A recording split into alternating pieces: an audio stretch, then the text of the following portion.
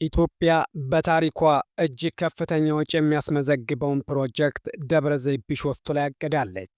ይህ ሜጋ ፕሮጀክት ስመጥር በሆነው የኢትዮጵያ አየር መንገድ የሚገነባ እጅግ ግዙፍ አየር ማረፊያ ነው። አይደለም በአፍሪካ በዓለም አቀፍ ደረጃ ከቀዳሚዎቹ ተርታ የሚሰለፈው ይህ አዲሱ አየር ማረፊያ የዓለምን ትኩረት እንደሳበ ቀጥሏል። ወትሮ ለፕሮጀክቶች ገንዘብ መስጠት የማይወዱት ምዕራባውያኑ ጭምር ይህን የአየር ማረፊያ በገንዘብ ለመርዳት እየተረባረቡ ነው። አሜሪካ ገንዘብ እንደምትሰጥ አስቀድማ አስታውቃለች። ይህ እጅግ ግዙፍ አየር ማረፊያ ጥናቱ ሲጀመር $5 ቢሊዮን ተይዞለት የነበረ ሲሆን አሁን ላይ በተደረገ የመጨረሻ ጥናትና ዝግጅት $12 ቢሊዮን እንደሚያስፈልገው ተረጋግጧል። ከዚህ ውስጥ አየር መንገዱ የሸፈነው $2.5 ቢሊዮን ሲሆን ቀሪው ሙሉ ለሙሉ ከውጭ የፋይናንስ ምንጮች ይገኛል ተብሏል። እስካሁን ድረስ ከውጭ የፋይናንስ ድርጅቶች $6 ቢሊዮን ለአየር መንገዱ አዲስ የአየር ማረፊያ ማዘጋጀታቸው ታውቋል። የውጭ የፋይናንስ ምንጮች ለምን ይህን ያክል ገንዘብ ለአየር ማረፊያው መስጠትን ፈቀዱ? ምን ስለያዘ ነው? ስለ አዲሱ አየር ማረፊያ ያልተሰሙ አስገራሚ መረጃዎችን እናጋራችኋለን። እስከ መጨረሻው ድረስ አብራችሁን ቆዩ። አፍሪካ እንደ አህጉር፣ ኢትዮጵያም እንደ ሀገር ግዙፍ ፕሮጀክቶችን ብዙም አያውቁም፣ እንግዳ ናቸው። በተለይ ከውጭ በሚገኝ ገንዘብ ቋሚ የሆነ ግዙፍ ፕሮጀክቶች ሲገነቡ አይታይም። ይህም የምዕራባውያን ሌሎችን በማቆስመን ራስን የማበልጸግ የካፒታሊስት አካሄድ ተብሎ ይወቀሳል። ምዕራባውያን እርዳታ የሚሰጡት ለሰብአዊ መብትና ለሰብአዊነት አገልግሎት የሚውሉ ላቂ ነገሮች ላይ እንጂ ሀገርና ኢኮኖሚን ሊቀይሩ የሚችሉ ፕሮጀክቶችን አይደግፉም ተብለው ሲከሰሱ ቆይተዋል። ግዙፍ ፕሮጀክቶች ማለት ከሀገር ውስጥ እንደ ህዳሴው ግድብና አሁን ደግሞ በይፋ እንደተጀመረው የደብረ ዘይቱ አየር ማረፊያ ነው። አሁን ላይ በወጡ መረጃዎች ታዲያ የውጭ የፋይናንስ ተቋማት ለአዲሱ አየር ማረፊያ ግንባታ የሚውል ብድር ለመስጠት እየተረባረቡ መሆኑን የታወቀው። ለቢሾፍቱ ኤርፖርት ግንባታ የውጭ የፋይናንስ ተቋማት $6 ቢሊዮን ብድር መዘጋጀታቸውን አየር መንገዱ አስታውቋል። የኢትዮጵያ አየር መንገድ ግሩፕ በኦሮሚያ ክልል ቢሾፍቱ ከተማ አጠገብ አቡሴራ በተባለ አካባቢ ለሚያስገነባው የቢሾፍቱ ዓለም አቀፍ ኤርፖርት ግንባታ ፕሮጀክት የተለያዩ የውጭ የፋይናንስ ተቋማት $6 ቢሊዮን ብድር ለማቅረብ ቃል መግባታቸውን አረጋግጧል። አየር መንገዱ ከዛ ቀደም ብሎ ከአፍሪካ ልማት ባንክ ጋር የ$7 ቢሊዮን ስምምነት ማድረጉ ይታወቃል። የአየር መንገዱ ግሩፕ ዋና ሥራ አስፈጻሚ አቶ መስፍን ጣሰው እንደገለጹት ባለፈው ወር በሞሮኮ ራባት በተካሄደው የአፍሪካ ኢንቨስትመንት ፎረም የተገኙ የተለያዩ አገሮች ፋይናንስ አቅራቢዎች ለፕሮጀክቱ ግንባታ $6 ቢሊዮን ብድር ለማቅረብ ቃል ገብተዋል ነው ያሉት። ይህ በአንድ ቦታ ላይ የተደረገ ስምምነት ነው። ከዚህ ቀደም አይደለም $6 ቢሊዮን ቀርቶ በሚሊዮን ዶላር ብድር ማግኘት አስቸጋሪ ነበር።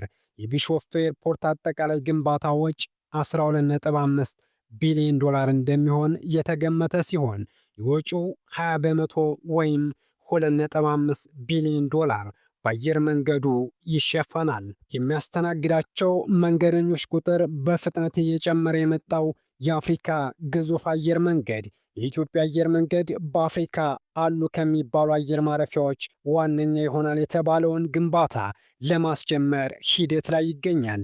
የአየር መንገዱ ዋና ስራ አስፈጻሚ አቶ መስፍን ጣሳው እንደተናገሩት ለዚሁ ስራ የሚያስፈልገውን ዝግጅት የሚያደርጉ 7 የግንባታ ኩባንያዎች ስራ ጀምረዋል። በሁለት ምዕራፍ ተከፍሎ ግንባታው የሚካሄደው አየር ማረፊያው በመጀመሪያው ዙር ግንባታ በዓመት 60 ሚሊዮን መንገደኞችን የማስተናገድ አቅም ይኖረዋል። ግንባታ ወጪው መጀመሪያ ከተገመተበት $8.7 ቢሊዮን የአፍሪካ ልማት ባንክ ፋይናንስ አፈላላጊ መሆኑ በነሐሴ ወር 2017 ዓመተ ምህረት ይፋ በተደረገበት ወቅት የሚያስፈልገው ገንዘብ ወደ $10 ቢሊዮን ከፍ ማለቱ በይፋ መገለጹ ይታወሳል። አቶ መስፍን ጉዳዩን አስመልክቶ ለሪፖርተር በሰጡት ማብራሪያ ከግንባታ ወጪው መጨመር ጋር ተያይዞ የአየር መንገድ ግሩፑ የወጭ ድርሻም ወደ $2.5 ቢሊዮን ከፍ ማለቱን አስታውሰው ገንዘቡን ወጪ ማድረግ እንዲቻል በአየር መንገዱና በኢትዮጵያ ኢንቨስትመንት ቦርድ ጭምር መጽደቁን ገልጸዋል። አየር መንገዱ ይህን ግዙፍ አየር ማረፊያ ለመገንባት ከፍተኛ ባለሙያዎችንና ተቋማትን እየቀጠረ ይገኛል። ከልምድ ያላቸው በተለያየ ዘርፍ በማማከር የሚታወቁ ዓለም አቀፍ አማካሪ ድርጅቶችንም አስፈርሟል። የኢትዮጵያ አየር መንገድ ግሩፕ አሜሪካውያን ኬፒኤምጂ የተባለ ዓለም አቀፍ የፋይናንስ አማካሪ ድርጅት በአቪዬሽን ሕግና በሕግ ማማከር አገልግሎት የሚታወቀውን ክላይድ ኤንድ ኮ የተሰኘ ኩባንያን የሕግ ጉዳዮች አማካሪ፣ የአፍሪካ ልማት ባንክን ዋነኛ የፋይናንስ አጋር አፈላላጊ እንዲሁም ዳር አልሃንዳሺ ኮንሰልታንስ የተባለ ድርጅትን ደግሞ የቴክኒክ አማካሪዎች አድርጎ ሾመዋል። ለዓለም አቀፍ ኤርፖርቱ ግንባታ ዝርዝር የፋይናንስ ሞዴልን ያካተቱ የፕሮጀክት መረጃዎችን ያቀፉ ሰነዶች ብድር ማቅረብ ስለሚችሉ አካላት መላኩን አየር መንገድ ግሩፕ ያስታወቀ ሲሆን ለቢሾፍቱ ኤርፖርት ፕሮጀክት የመጀመሪያ ምዕራፍ ግንባታ የሚያስፈልገው ወጪ 12.5 ቢሊዮን ዶላር የሚጠጋ መሆኑንና የመጀመሪያ ምዕራፍ ግንባታውም እንደ አውሮፓ አቆጣጠር በ2030 ተጠናቆ በዓመት 60 ሚሊዮን መንገደኞች ያስተናግዳል ተብሎ ይጠበቃል። ከአዲስ አበባ 40 ኪሎ ሜትር ርቀት ላይ የሚገነባው ይህ አዲሱ አየር መንገድ በዓመት 110 ሚሊዮን መንገደኞችን እንደሚያስተናግድ ዋና ስራ አስፈጻሚው ገልጸዋል። በሁለት ምዕራፍ ግንባታው የሚከናወን ይሆናል። ይህም በመጀመሪያው ምዕራፍ 60 ሚሊዮን ተጓዦችን ማስተናገድ የሚችለው ይገነባል። የመጀመሪያው ምዕራፍ ሲጠናቀቅ 50 ሚሊዮን ተጓዦችን የሚያስተናግደው ሁለተኛው ምዕራፍ ይገነባል። የመጀመሪያው ምዕራፍ ግንባታ እንደ አውሮፓውያን አቆጣጠር በ2029 ይጠናቀቃል ተብሎ ይጠበቃል። ለዓመታት በአዲስ አበባ የሚገኘው የቦሌ ዓለም አቀፍ አውሮፕላን ማረፊያ ጥቅም ላይ ሲውል ቆይቷል። አየር መንገዱ እድገት በጨመረ ቁጥር ለአውሮፕላን ማረፊያው የተለያዩ የማስፋፊያ ስራዎች ሲከናወኑ ቢቆዩም በዓመት 25 ሚሊዮን ተጓዦችን ማስተናገድ በሚችልበት የመጨረሻ አቅሙ ላይ መድረሱ ሲነገር ቆይቷል። ይህ ግዙፍ የአየር መንገድ 1.1 ሚሊዮን ስኩዌር ኪሎ ሜትር ላይ የሚያርፍ የመንገደኞች ተርሚናል እንዲሁም 126190 ስኩዌር ሜትር ላይ የሚያርፍ ለአየር መንገዱ ድጋፍ የሚሰጡ ተቋማት 100,000 ስኩዌር ሜትር ላይ የሚያርፍ የጭነት አገልግሎት መስጫ እንደሚይዝ ተገልጿል። አዲሱ በቢሾፍቱ አቅራቢያ የሚገነባው አውሮፕላን ማረፊያ ከአዲስ አበባ ቦሌ አየር ማረፊያ ጋር በፈጣን መንገድ እንዲሁም በፈጣን ባቡር እንደሚገናኝ ተገልጿል። የኢትዮጵያ አየር መንገድ ከአፍሪካ ልማት ባንክ ጋር ለአዲሱ አየር ማረፊያ መንገድ ግንባታ የሚውል የ7.8 ቢሊዮን ዶላር ስምምነትም ተፈራርሟል። አየር መንገዱ ስራ አስፈጻሚ አቶ መስፍን ጣሰው ከቢቢሲ ጋር ባደረጉት ቃለ ምልልስ የኢትዮጵያ አየር መንገድ ወደ አፍሪካ ሀገራት ለሚያደርጋቸው በረራዎች ከፍተኛ ክፍያ የሚጠይቀው በአስተናጋጅ ሀገራት ከፍተኛ ክፍያና በነዳጅ ወጪ ምክንያት መሆኑን ገልጸዋል። የኢትዮጵያ አየር መንገድ ማላዊ፣ ቶጎ እና ዛምቢያን ከመሳሰሉ አየር መንገዶች ጋር በሽርክና እየሰራ ይገኛል። አየር መንገዱ በባለፈው የበጀት ዓመት 7 ቢሊዮን ዶላር ገቢ ማግኘቱንም አስታውቋል። ከ10 ዓመት በፊት በወጣው ዕቅድ መሰረት በዘንድሮ በጀት ዓመት 10 ቢሊዮን ዶላር ለማግኘት ቢያቅድም ገቢው 8 ቢሊዮን ዶላር እንደሚደርስ ተገምቷል። በአውሮፕላኖችና በመዳረሻ ሀገራት ቁጥር ደግሞ በ2025 ግቡን ማሳካቱን ይፋ አድርጓል። የኢትዮጵያ አየር መንገድ በቅርቡ ከቦይንግ 67 አውሮፕላኖችን ለመግዛት አዟል። አየር መንገዱ ከጥቂት ዓመታት በፊት ከአዲስ አበባ ወደ ናይሮቢ በመብረር ላይ የነበረው ቦይንግ 737 ማክስ8 አውሮፕላን ተከስክሶ ሁሉም ተጓዦች እና የበረራ ሰራተኞች ሕይወታቸው ቢያልፍም ከቦይንግ ጋር ያለውን ግንኙነት አጠናክሮ ቀጥሏል። ከ78 ዓመታት በላይ ያስቆጠረው የኢትዮጵያ አየር መንገድ ከ150 በላይ የዘመናዊ አውሮፕላኖች ባለቤት ሲሆን 100 አዳዲስ አውሮፕላኖችን ማዘዙንም ድረገጹ ላይ ያስቀመጠው መረጃ ያመለክታል። ወደ 142 ዓለም አቀፍ መዳረሻዎች የሚበረው የኢትዮጵያ አየር መንገድ ከእነዚህ ውስጥ 70ዎቹ የአፍሪካ ሀገራት ከተሞች ናቸው። የኢትዮጵያ አየር መንገድ ለተከታታይ 6 ዓመታት የአፍሪካ ምርጥ አየር መንገድ በመባል ባለፈ በርካታ ሽልማቶችን ማግኘቱን አስታውቋል። አሁን ላይ አዲሱ አየር ማረፊያ ደግሞ አቅሙን ከፍ ያደርገዋል ተብሎ ይታሰባል።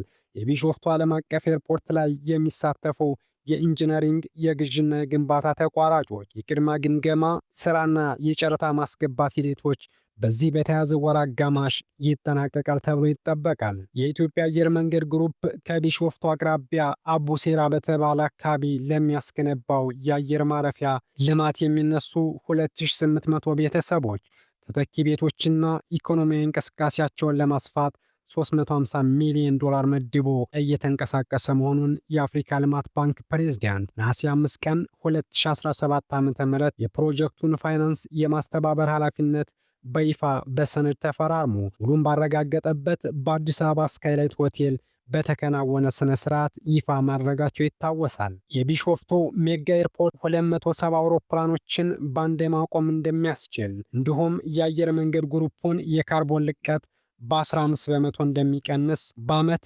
3.7 ሚሊዮን ቶን ካርጎ የማጓጓዝ አቅም እንደሚኖረውና አጠቃላይ ፕሮጀክቱም $10 ቢሊዮን እንደሚፈጅ የኢትዮጵያ አየር መንገድ ግሩፕ ለፕሮጀክቱ ተነሽ አርሶ አደሮች የመኖሪያ ቤትና የኢኮኖሚ እንቅስቃሴ $350 ሚሊዮን መድቦ እየተንቀሳቀሰ እንደሚገኝም ገልጸው ነበረ። ይህ በዚህ እንዳለ አየር መንገዱ ከሜጋ ኤርፖርት ፕሮጀክቱ ጎን ለጎን በቦሌ ዓለም አቀፍ ኤርፖርት የተለያዩ ፕሮጀክቶችን እያካሄደ መሆኑና ዋና ስራ አስፈጻሚው ማክሰኞ ታህሳስ 7 ቀን 2018 በ5500 ካሬ ሜትር ላይ ያረፈ ፕሪሚየም ላውንጅ ሲያስመርቅ አስታውቀዋል። የመንገደኞች ማረፊያ ፕሪሚየም ላውንጁን ለመገንባት $16 ሚሊዮን መፍጀቱን በአንድ ጊዜ እስከ 1000 መንገደኞች ማስተናገድ እንደሚችልም ተገልጿል። አየር መንገዱ በዓለም አቀፍ ደረጃ እምነት የሚጣልበት በመሆኑ አበዳሪ የፋይናንስ ተቋማት ከፍ ያለ ገንዘብ ለመስጠት እንዲወስኑ አድርጓቸዋል ተብሎ ይታሰባል። ኢትዮጵያ አየር መንገድ አሁንም የአፍሪካ ምርጡና ዘመናዊ አየር መንገድ ሆኖ ቀጥሏል። በቃን። መልካም ጊዜ ተመኘን።